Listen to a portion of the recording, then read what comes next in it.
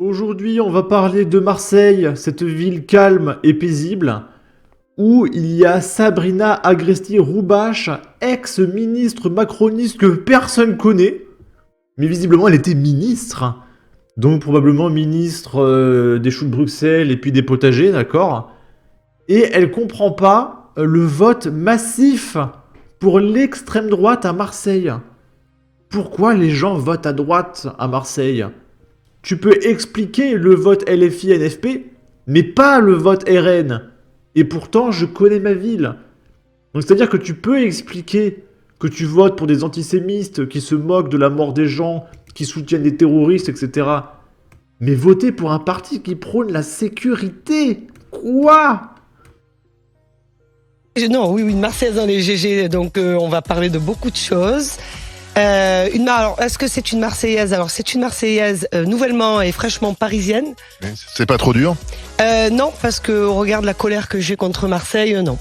Ah oui? Ouais. Ah ouais, à ce point-là. Colère à ce point-là? Ben, C'est colère. le divorce. Oui, je suis en instance de divorce avec Marseille. Pourquoi? Parce que Marseille... Parce que Marseille bascule dans quelque chose que je ne reconnais pas. Je peux pas comprendre avec l'histoire de ma ville. Je suis née enfant de Marseille, des quartiers pauvres de Marseille. J'arrive pas encore à m'expliquer comment se fait-il que l'extrême droite fasse autant de scores. Je n'arrive pas à comprendre comment des t'abandonnes enfants... le terrain. Non, je peux expliquer plusieurs choses. La ville s'est divisée en deux. Un bloc LFiste, clair, et un vote d'extrême droite, clair. Il n'y a pas eu de débat. C'était très franc. Le bloc central a complètement été décimé. Mais quand on connaît l'histoire de ma ville, quand on connaît l'histoire de Marseille, tu as du mal à l'expliquer. Tu peux expliquer peut-être le vote LFiste, et encore... Mais le vote extrême droite, le vote aussi massif... J'ai peut-être quelques explications à mon avis. Non, mais j'y je suis allé l'explique. 2-3 fois à Marseille et je pense savoir pourquoi les gens votent à l'extrême droite. Non, mais ça va, moi aussi. Mais que ce soit aussi franc et aussi massif, j'ai du mal. Donc divorce clair avec Marseille. Ok, et du coup, dans cette vidéo, nous allons essayer de comprendre tous ensemble l'explication de la montée de l'extrême droite à Marseille. On va commencer ici par un refus d'obtempérer à Marseille, à la Castellane. Et du coup, ce refus d'obtempérer a conduit à une impressionnante course-poursuite à la Castellane. L'incident s'est déclenché lorsque le conducteur d'un véhicule a ignoré les injonctions des forces de l'ordre, provoquant une course effrénée dans les rues du quartier. Malgré des tentatives pour semer les policiers, le fuyard a finalement été interpellé.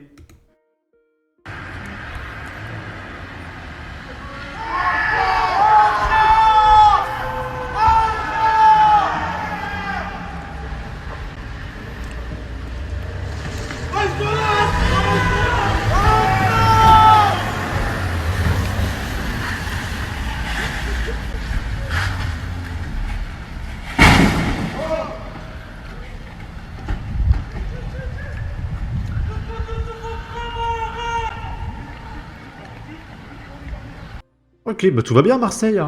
Je vois pas de problème. Qui peut expliquer la montée de l'extrême droite? Là, on est à Marseille.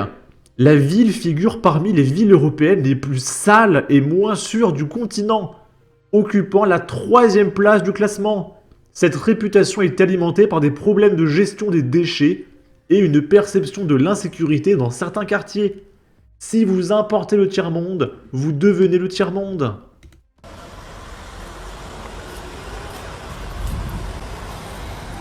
C'est une déchetterie à ciel ouvert. Une déchetterie, quoi. Oh mon Dieu. Mon Dieu, mon Dieu, mon Dieu, mon Dieu, c'est quoi tout ça? Oh là là là là là là là là là là là là. C'est trop, c'est trop, c'est trop. Vraie ville de crasse, voilà.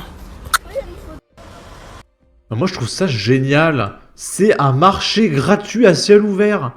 C'est-à-dire que là, on peut aller dans les déchets qu'il y a ici et prendre tout ce qu'on veut gratuitement. C'est pas génial, ça? C'est l'accomplissement du gauchisme. Tout est gratuit. Regardez, il y a des pulls et tout, des caleçons. Moi, regardez, moi, je vois des caleçons et des pulls, je les mets tout de suite. Surtout que c'est gratuit, c'est génial. Moi, je vois ça, j'ai envie de voter encore plus pour Jean-Luc Mélenchon. Là, c'est une nana, je crois que c'est elle qui parlait juste avant. On parle de la ville de Marseille, s'il vous plaît, regardez là, je suis à côté du métro, du marché aux puces. S'il vous plaît, regardez.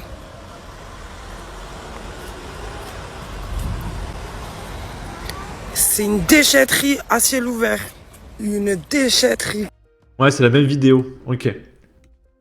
Là, on a Marseille, 2 morts et 4 blessés dans une fusillade. Et c'est tellement quotidien qu'il y a 2 lignes. C'est une phrase. Bon, il y a encore 2 mecs qui sont morts. Voilà, fin de l'article. C'est tellement banal, bordel. Et j'ai lu vite fait le lien de l'article du Parisien qui explique que c'est les 43e morts à cause d'une fusillade juste à Marseille, hein, cette année. Donc ça va, tout va bien. Tout va bien, calmez-vous. Là, c'est un reportage de BFM. Il y a un corps incendié qui a été retrouvé à La Villette. Il est presque 4 heures lorsque les marins-pompiers sont appelés pour intervenir sur un incendie, un feu de poubelle, quartier de la Villette à Fontcolombe. Mais une fois sur les lieux, eh bien, les soldats du feu font une macabre découverte. Après avoir maîtrisé les flammes, ils constatent la présence d'un corps brûlé. Les policiers arrivent à leur tour. Ils procèdent aux constatations. Aucune douille n'est retrouvée sur place par la police. La victime, eh bien, c'est un homme. Il a été transporté à l'Institut médico-légal. Le corps doit être autopsié pour notamment déterminer les causes exactes de sa mort. En tout cas, le parquet de Marseille nous précise que l'identification est en cours, puisque l'on peut également retrouver l'ADN, même sur un corps brûlé. Écoutez les explications de Rudy Mana, porte-parole du syndicat Alliance Police. Il alerte sur les récents événements très violents qui ont eu lieu dans le 3e arrondissement. Ce quartier, dans le 3e arrondissement de Marseille, en ce moment pose... Alors j'interromps un peu le reportage, il y a un truc qui me fascine. Alors je regarde pas trop la télé, je sais pas si c'est normal, mais c'est la première fois que je vois en haut à droite, il y a un indicateur de la qualité de l'air. Donc c'est-à-dire que la qualité de l'air à Marseille est tellement dégueulasse que tu as une météo de la qualité de l'air. Et du coup depuis tout à l'heure on voit que là, Salon de Provence, qualité de l'air c'est moyen. Si on recule, Château-Renard moyen. Un Arles moyen. Donc voilà, il y a une météo de la qualité de l'air à Marseille. Je trouve ça assez fascinant. Dites-moi en commentaire si c'est normal à la télé qu'il y ait ça régulièrement. Moi, c'est la première fois que je vois ça. Dans le 3e arrondissement. Ce quartier, dans le 3e arrondissement de Marseille, en ce moment, pose beaucoup de difficultés. Cette nuit, on a atteint quasiment le paroxysme, hein, parce que il semblerait que ce soit un corps qui a été brûlé dans une poubelle. Franchement, en termes de barbarie, je vois pas ce qu'on peut faire de pire. Donc c'est ça le plus compliqué, le plus dangereux. C'est qu'aujourd'hui, on en arrive pour des différends qui peuvent être des différends anodins à des atrocités absolues. Selon nos confrères de la Provence, plusieurs témoins ont aperçu des individus prenant la fuite après les faits. Une enquête a été ouverte pour assassinat en bande organisée, association de malfaiteurs, mais aussi destruction de véhicules par incendie. Les investigations ont été confiées à la DECOS, autrement dit à la police judiciaire de Marseille. Ok, c'est génial tout ça. C'est magnifique Marseille. Et on va terminer avec ce reportage. Encore une fusillade à Marseille. La piste du règlement de compte lié au trafic de stupes est étudiée. Sur la porte de la scène. Et on peut voir qu'il y a encore la météo de la qualité de l'air.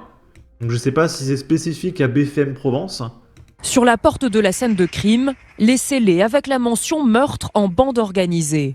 À côté, d'autres traces du passage de la police. La scène s'est déroulée dans un local associatif qui tenait lieu de bar à chicha. Local, quand il y a une fête dans le quartier, et après on rentre dans le local, on fait les fêtes. Mais des fois, les gens restaient là pour... En tout cas, on peut voir que c'est un quartier très français, au vu du langage de cette femme. s'amuser. Cette habitante de l'immeuble d'à côté a été réveillée par l'arrivée des pompiers. Sur place, les secours découvrent 5 hommes criblés de balles, atteints au thorax, aux jambes et au cou. 2 hommes sont morts, les 3 autres sont hospitalisés. Un 6e individu, également touché par balle, se présente de lui-même à l'hôpital le plus proche. Au milieu de la nuit, la police recueille des indices sur les nombreux coups de feu. Les étuis étaient de calibre 7,62, donc 7,62 c'est les cartouches qu'on utilise pour la Kalachnikov, et on a retrouvé du 9 mm, et le 9 mm c'est ce qu'on utilise pour les armes de poing. Donc les individus avaient à minima 2 armes sur eux, on fait feu à plusieurs reprises dans ce centre social. Est-ce qu'ils visaient une personne? Est-ce qu'ils en visaient plusieurs? Ça, c'est l'enquête qui va l'établir. Ce qui est sûr, c'est qu'on a un bilan extrêmement lourd. Le local associatif est situé à une dizaine de mètres d'un point de deal connu des forces de l'ordre. Une voiture incendiée est retrouvée à proximité de la scène de crime. Des éléments qui laissent penser à un règlement de compte sur fond de trafic de stupéfiants. Ok. Et bien du coup, si quelqu'un a des explications sur la montée du vote de l'extrême droite à Marseille, n'hésitez pas, les commentaires sont là. N'hésitez pas à partager, liker, commenter, ça aidera au référencement de la vidéo sur YouTube. Abonnez-vous, suivez-moi sur Twitter, prenez soin de vous, salut!